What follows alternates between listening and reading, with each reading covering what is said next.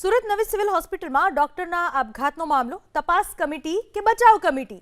Medical કોલેજમાં રેગિંગની ફરિયાદમાં નર્મદ યુનિવર્સિટીને રિપોર્ટ સુપરત કરાયો।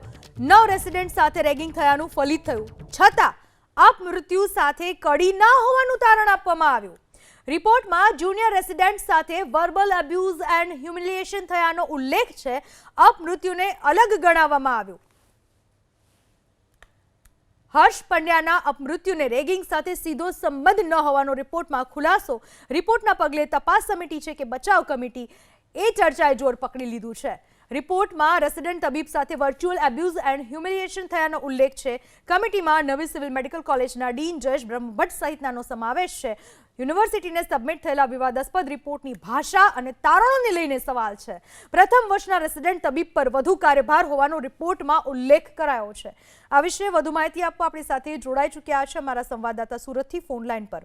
આખી જે ઘટના બની, ચર્ચાઓ થઈ અને કસૂરવાર પણ ઠેરવવામાં આવ્યા હતા પ્રાથમિક તબક્કે, પરંતુ જે રિપોર્ટ આપવામાં આવ્યો છે, રિપોર્ટમાં ક્યાંક ને ક્યાંક વિરોધાભાસ જોવા મળ્યો છે। રિપોર્ટમાં શું સ્પષ્ટ ઉલ્લેખ છે? જી બિલકુલ, જે પ્રમાણે નવી સિવિલ હોસ્પિટલ ડોક્ટર આપઘાતને લઈને જે રીતે યુનિવર્સિટી દ્વારા નવી સિવિલ હોસ્પિટલના ડીન છે જયેશ બ્રહ્મભટ્ટ તેને નોટિસ ફટકારવામાં આવી હતી અને આ બાબતે યોગ્ય રિપોર્ટ સુપ્રત કરવા માટેની સૂચના આપવામાં આવી હતી। પરંતુ શરૂઆતમાં જે પ્રમાણે રેગિંગ થયા હોવાનો ઉલ્લેખ છે કરવામાં આવ્યો હતો તપાસ કમિટી દ્વારા, પરંતુ જ્યારે રિપોર્ટ સોંપવામાં આવે છે ત્યારે એ રિપોર્ટમાં શબ્દોની માયાજાળ કરીને કંઈક અલગ જ શબ્દો પ્રયોગો કરવામાં આવી રહ્યા છે, જેમાં તપાસ કમિટી બચાવ કમિટી હોય એ પ્રમાણેની તસવીરો અત્યારે હાલ સામે આવી રહ્યું છે। જો કે 9 જેટલા રેસિડેન્ટ ડોક્ટરોનું રેગિંગ થયા હોવાનું ફલિત થયું હતું, પરંતુ અપમૃત્યુ સાથે કડી જોડાતી ન હોવાનું તારણ છે આ રિપોર્ટમાં આપવામાં આવ્યો છે। એની સાથોસાથ રિપોર્ટમાં જુનિયર રેસિડેન્ટ સાથે વર્બલ એબ્યુઝ એન્ડ હ્યુમિલિટી થયું હોવાનો ઉલ્લેખ છે કરવામાં આવ્યો છે। ત્યારે આ પ્રકારના જે શબ્દો પ્રયોગ કરવામાં આવ્યો છે ત્યારે ક્યાંક ને ક્યાંક જે ડોક્ટરો છે, જે કસૂરવાર ડોક્ટરો છે, તેમને બચાવવાનો પ્રયાસ છે કરવામાં આવી રહ્યો છે। અપમૃત્યુને અલગ ગણાવીને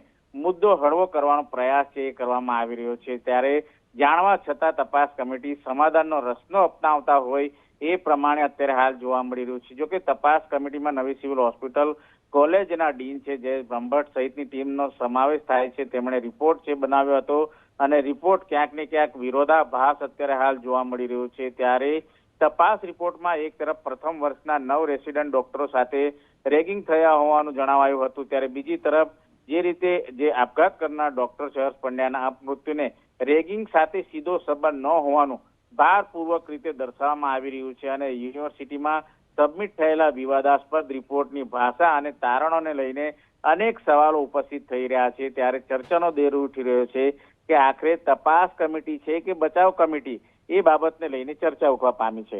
જી।